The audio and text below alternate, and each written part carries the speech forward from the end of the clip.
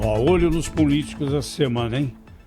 Bom, amanhã já vai estar prevista uma reunião entre deputados e senadores para apreciar os vetos ao projeto de lei sancionado na semana passada, para que passem a valer nas próximas eleições municipais. Todas as regras para partidos políticos têm de estar claras até sexta-feira. O especialista em direito eleitoral Clever Vasconcelos aponta o reajuste do Fundo Especial de Financiamentos, é o nosso dinheiro, como grande debate a ser acompanhado. Esse que vai ser um grande embate. Agora, aí a gente vai ver se o Congresso Nacional está militando em favor do interesse público, da questão fiscal mesmo, ou se está verificando o seu próprio interesse. Olha, Zé Paulo, é exatamente o ponto que o Centrão já articula para derrubar um dos 14 vetos aí do presidente Jair Bolsonaro. Esse ponto já tem consenso. Esse veto deve acontecer e nós teremos então aí uma mudança na regra do fundão eleitoral. Lembrando, 1 bilhão e 700 milhões na eleição do ano passado, primeira eleição com o fundo eleitoral público. A expectativa é que o valor possa chegar até 2 bilhões e 500 milhões de reais para a eleição do ano que vem, uma eleição que teoricamente é menor, porque é uma eleição para prefeitos e vereadores, não é uma eleição, né, com âmbito nacional assim, para presidente da República, governador, senador e deputados federais e estaduais. Esse é o único ponto até agora de consenso, os outros 13 vetos vão passar por um debate intenso até amanhã. Pois é, e o Schiller está aqui conosco. Eu, quando ouço o Schiller falar de voto distrital, eu me lembro de um debate que aconteceu no auditório da Folha, em 1982, logo depois das primeiras eleições para governador, depois do regime militar, em que foram eleitos, entre outros, Tancredo, em Minas, e Leonel Brizola, no Rio de Janeiro. Aqui em São Paulo, o Franco Montoro. Aí o Brizola falava, né, com aquela desenvoltura toda dele, né, e o Tancredo só ouvindo a respeito de liberalismo econômico, liberalismo político. Aí o Tancredo abre os olhos e diz assim: o governador Brizola fala com tanta convicção que abala as nossas próprias. E o Schiller faz isso comigo, toda vez que eu ouço falar de voto distrital, porque a maioria rejeita essa ideia, mas quando o Schiller fala, dá para pensar. Schiller, você continua se batalhando pelo voto distrital, né? Tudo bom, Zé Paulo?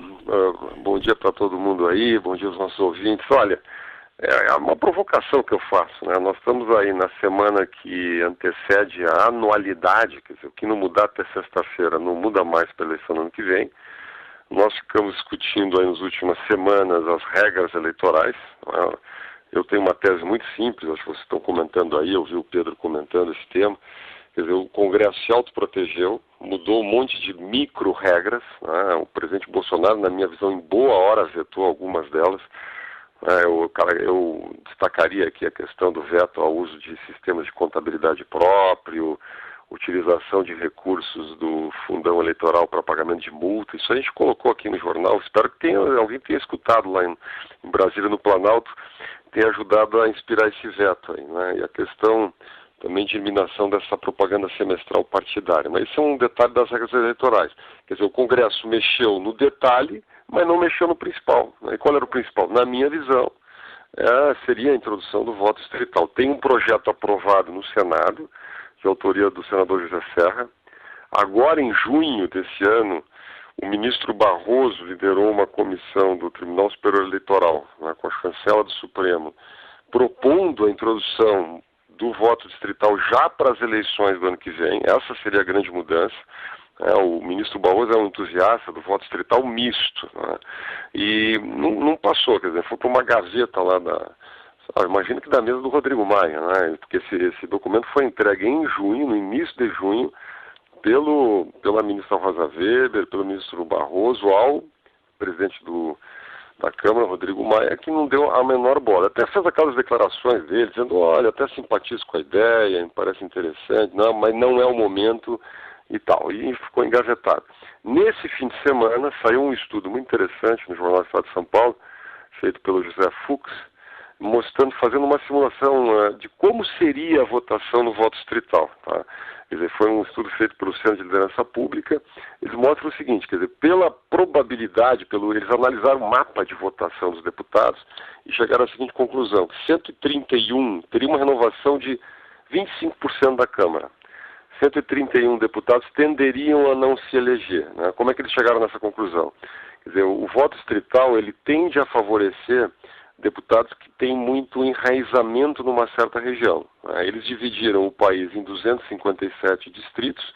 Por que 257? Porque é exatamente metade do tamanho da Câmara Federal, né? Porque metade dos deputados seriam eleitos pelo distrito e metade numa lista partidária pré-ordenada. Né? Então, quer dizer, isso evitaria que os chamados deputados perderia a força, digamos assim, os supercampeões de voto. Então, nada contra nem nada a favor, mas deputados tiririca, deputados como o próprio agora Eduardo Bolsonaro, não estou comparando, nem estou fazendo juízo de valor, estou dizendo deputados que fazem uma votação desse tamanho não arrastariam toda uma bancada junto, né? Fariam voto no distrito. Qual é a grande vantagem, Zé Paulo? Por que eu sou um entusiasta disso? Por duas questões muito simples. Primeiro, porque hoje no sistema partidário brasileiro, ninguém sabe exatamente quem representa você e o deputado também não sabe quem ele representa. Porque ele tende a fazer votos em dezenas de municípios, gasta uma barbaridade de dinheiro, né? E representa quem exatamente? Quando o cidadão quer reclamar para alguém, a associação da comunidade, da cidade, etc., vai para quem? Quer dizer, ele não tem a accountability, ou seja, a representação não é clara no Brasil. Isso leva a um desgaste do sistema político. Segundo, voto majoritário. Cada eleição no distrito seria majoritária. Seria o PT teria o seu candidato, o PSDB teria o seu candidato, o PSL teria o seu candidato. E o eleitor teria como comparar as propostas. Hoje, para a eleição proporcional, ninguém compara a proposta. Você vota em quem? Quem tem mais máquina, né? Quem consegue chegar, quem consegue botar o panfleto, a propaganda, quem tem redes de contato, quem tem dinheiro para pagar a campanha de vereadores, campanha de deputados estaduais, campanha de prefeitos. Ou seja, é uma campanha muito cara. Imagina você fazer... São Paulo é um estado com 45 milhões de habitantes. Imagina você fazer campanha no estado de São Paulo. Imagina a máquina que tem que ser isso. Por isso que tem o fundão eleitoral. Tem o fundão eleitoral porque é caríssimo fazer campanha no Brasil, porque o distrito é o estado. Imagina em Minas Gerais, são 800 municípios. Gília, mas nós não corremos o risco de, com o voto distrital, municipalizar o Congresso Nacional? Mas cá entre nós, né, Zé Paulo, na Inglaterra tem voto distrital e produziu Churchill, produziu Tony Blair, produziu Margaret Thatcher, né, quer dizer, produziu grandes políticos. Vamos dizer que os políticos ingleses são paroquiais, fazem campanha no distrito, mas como o voto é majoritário, a discussão é de grandes ideias. Porque no distrito você vai ter que debate. Imagina o seguinte, você divide o distrito, São Paulo teria 35 distritos. Então, no distrito vai ter debate majoritário, né? Vai discutir os grandes temas do país, quer dizer, vai discutir o que vai fazer no Congresso Nacional, o que vai votar lá, você é a favor ou contra a reforma da Previdência, você é a favor ou contra a reforma tributária, de que jeito? Né? Então, os grandes temas vão para o distrito também, como os temas do distrito vão para o espectro nacional. Então, a votação se tornando majoritária, ela tende a crescer em termos de discussão entre os partidos, não diminuir.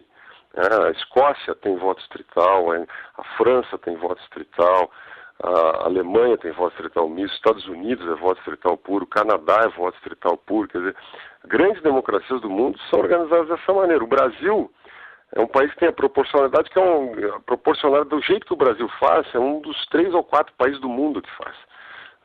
Foi criado lá nos anos 30, no Código Eleitoral, aliás, por inspiração de um gaúcho ilustre chamado Assis Brasil, mas é um regime que se desgastou com o tempo. Hoje nós temos 27 partidos na Câmara, os partidos ninguém sabe quem representa ou quem eles representam, né? E a única maneira, na minha visão, consistente de diminuir a fragmentação partidária é essa, você fazer eleição majoritária no distrito e combinando aí com a lista para corrigir um pouquinho a proporcionalidade. O problema é o seguinte, isso não entrou, não vai entrar até sexta-feira, o Congresso não vai votar isso até sexta-feira. Esses 131, 132 deputados que não se elegem, provavelmente, é que são a resistência, né?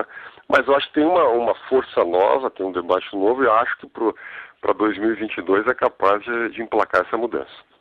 Bom, por enquanto vamos acompanhar essa semana aqui o que é que os ilustres parlamentares, preocupados com os interesses da nação, vão decidir, né, Sheila? Então, até a próxima. Mas vamos acompanhar, sim. Vamos acompanhar. Tá bom.